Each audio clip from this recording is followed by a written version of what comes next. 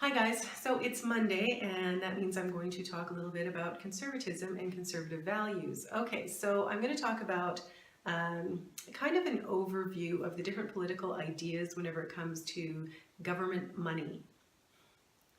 Okay, so I'm going to start with libertarians because they're probably the easiest. Libertarians believe that taxation is theft, and they figure that it's better for them to keep their tax money and then out of the goodness of people's hearts and out of need, people are just going to pay for things like roads, various infrastructure, charities will take care of the less fortunate, and the world will be just a grand place because, you know, everybody has more money. And there's parts of libertarianism that I don't understand, and I'll put that out there right now. I can understand the whole idea of taxation as theft. I don't agree with it, but I understand where they're coming from. But I also don't understand how they figure that in our complex society, you know, infrastructure is going to essentially take care of itself. People are just going to make that work and agree on it, because we can't agree on a lot of things right now. So how are we going to agree on, you know, toll roads and what have you? And again, it's like universal health care, which I think is a benefit to humanity. I don't think it takes away from humanity. And again, you have situations like down in the States where people go bankrupt because of a health crisis that comes up and they can't pay for their care, or the insurance company won't pay for it. You know, there's all of these kind of horror stories, and these are things that, sorry, I've got a sore back today. These are things that we have to think about whenever it comes to libertarianism, and that's why I don't see how libertarianism, like true libertarianism, actually works in our complex societies. And then on the far other side, you have the sort of left-leaning people who seem to think that the government should pay for everything. Any possible need, the government should pay for it.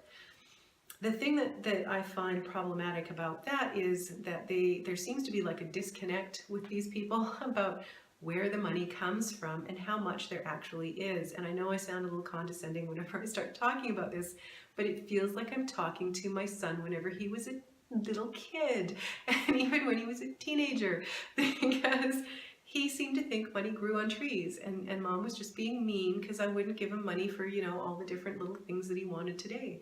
And that's just not true. And I mean, my son was a wonderful kid.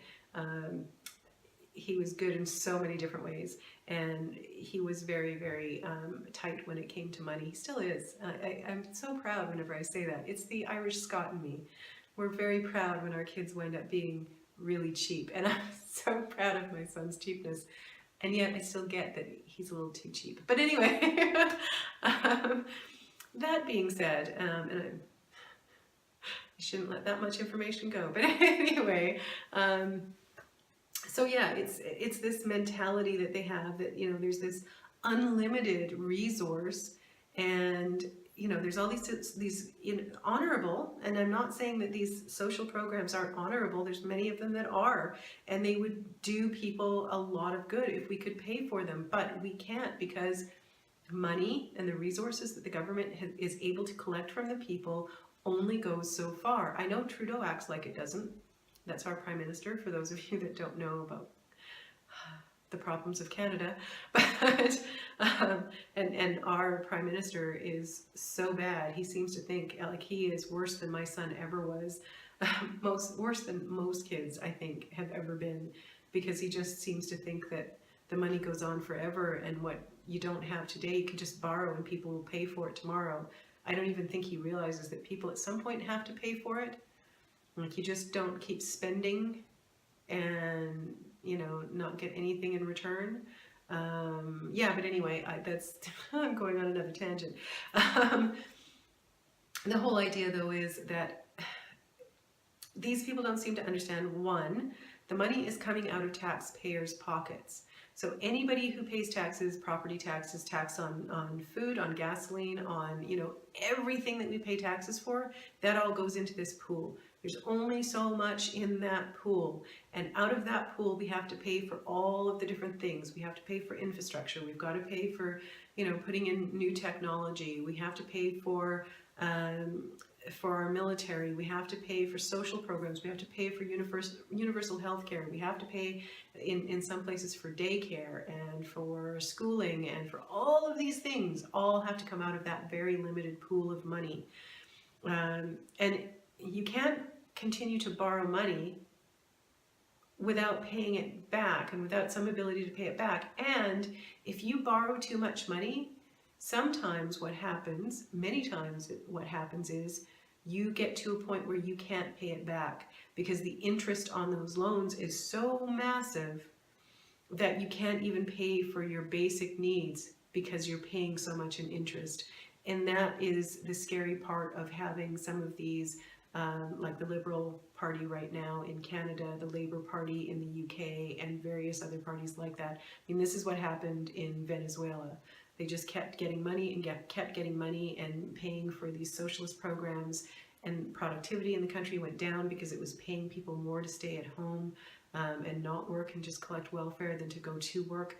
Like, all of these things are bad, and they create this very unhealthy, like financially unhealthy environment, and that's what happened in a lot of different countries, and what is happening in many of the Western countries right now as well. We've been overspending what we can afford, and now we're starting to head into financial crisis periods. Some countries are in worse case or in worse situations than others. But at the same time, I mean, if we don't want to get into those crisis kind of situations, we have to be careful, and we have to watch our money and be responsible. And that's where conservatives come in. It's the one thing that conservatives do really, really, really well. Like, that's our thing. That is our golden ticket. The one thing that, we just know how it works. And every time someone in the Liberal Party looks over at the Conservatives in Canada and talks about spreadsheets and these people not understanding, how money works and how economics work, it's like, what are you talking about? I mean, you can go after Conservatives about a lot of different things, but whenever it comes down to balancing the budget and making sure that things are costed and paid for, the Conservatives tend to be pretty darn good at that. Better than most other forms of government. But anyway, I digress. And I mean, one of my personal heroes, and I was mad at him during the last federal election, but Stephen Harper is a trained economist. That's why he had no personality. Economists don't have personality. So, he's actually sort of come into his personality over time, but or adopted one. I'm not sure exactly what happened, but whenever he first got elected, they used to accuse him of being very robotic. It's because he's an economist. Come on, give him a break. He's an economist. And he steered Canada through one of the worst recessions that has ever hit the world. In fact, they refer to it as the Great Recession, because it wasn't quite a depression. It was just a recession. So a Great Recession. That was 2008, 2009, and he got Canada through it with barely a scratch. We barely noticed it in Canada. In fact, we're in a worse situation now than we were whenever Harper was getting us through that period of time that was really causing havoc in the rest of the world. So the man will always have my respect, even though, the Trudeau government seems to be in denial that ever happened. So anyway, again, I'm going off on tangents, but so Conservatives, we don't believe that taxation is theft, for starters. We believe taxation is necessary, but we want to get the lowest possible taxation that we can. We also really like things like cost-benefit analysis and ROI, return on investment. So what we do whenever we look at what we're going to pay for as far as infrastructure and social programs and what have you are concerned is what are the costs going to be and what is the benefit going to be. So for example, if you have someone who is severely handicapped, they're never going to be able to work. A conservative will look at that and go, okay, the humanitarian thing to do, because we are humanitarian, is we're going to look after that person, make sure that their medical costs are paid for and that they have care so that they can have the most dignity and quality of life that we can provide for the rest of their life. That's just something that is the right thing to do, and conservatives do like to do the right thing. Even though we'll never get a financial return on that investment, we will get a moral return on that investment, and that is just as good as getting a financial return. But when it comes to building roads, for example, we want to make sure that that road is actually going to be used, and it's going to be productive, and it's going to help our people be productive.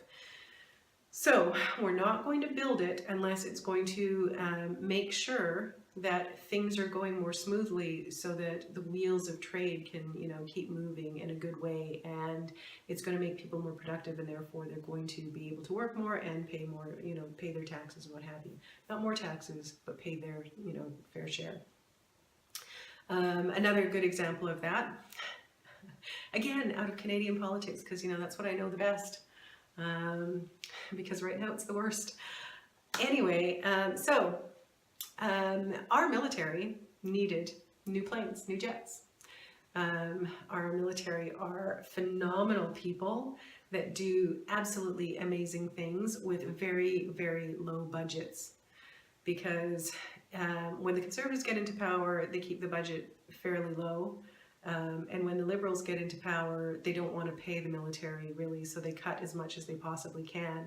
And the biggest insult of recent years, and I'm not sure the exact ages of the planes, so if you do know them, you can put them down in the comments below, but the idea is thus, okay? The jets that our military are currently using are something like 34, 36 years old. So we were supposed to be buying new jets for our military, but there's been a lot of hiccups and problems with that because jets are really expensive and it takes a long time to get them built, and there's all of these other things that have to be considered. It is a good return on investment though, because if you get really good jets for our military, then our military is going to be able to take care of us. And there's a lot of things that our military do, and our military is incredible. Like the guys who fly the jets are amazing. Incredibly talented pilots. Anyway, so at the end, like whenever Trudeau took over, I believe there was a deal in place, or it was, just about in place. And Trudeau came in and had bailed out Bombardier, and there was like some kind of issues, and that deal basically got scrapped. And so his answer to all of this was to buy planes that are, I believe, 2 to 4 years younger than the ones that we already have. So the new to us jets are 30 years old, like over 30 years old still. So we're going to spend all of this money on jets that we're going to have to replace anyway in 2 to 4 years. It's a waste, an absolutely disgusting waste of money. And we're getting them from Australia, and Australia is even going, the hell are you doing? Taking crappy old jets from us? Like, what? And they're going to use them for your military? Like, what? But that's what we're doing. That is a waste of money. There is no ROI on that. It's a loss. It is going to be a loss. We're going to have to replace those jets at some point.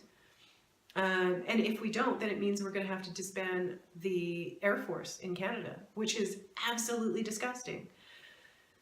So that is something that, the Liberals are going, oh, this is, I don't know, maybe, do they think it's a good idea? I have no idea. I can't fathom why somebody would do that.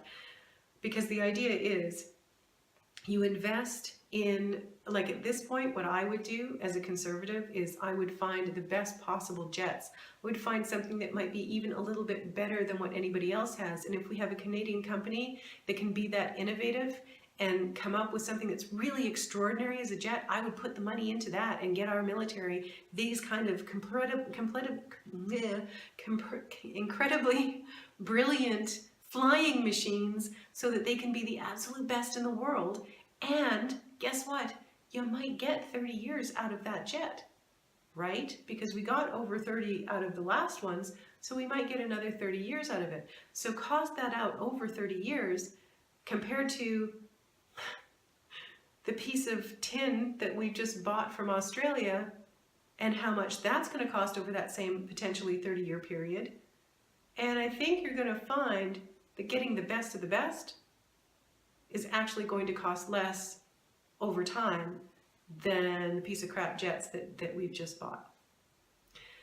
Unless you disband the Air Force, which is the only thing I can think of that's part of Trudeau's plan, is that he's just going to disband our military in due course. But, you know, that's my own kind of paranoia about our Prime Minister right now. But yeah, that's kind of an overview of the different ways that people in different political frames of mind think. So, I mean, I always advocate for conservatives because I think we have the most reasonable ideas. We want to do the most responsible thing for the money, and that's the whole deal. We believe in being responsible. We believe in being self-reliant. We want to make sure that we're taking care of our citizenry, taking care of our military, taking care of our country, protecting our borders, all of that kind of thing. All of those things take money, and we have to make sure that the programs that we're going to invest in are going to give us some kind of benefit in return. So that's, you know, the common sense kind of balanced way that conservatives think.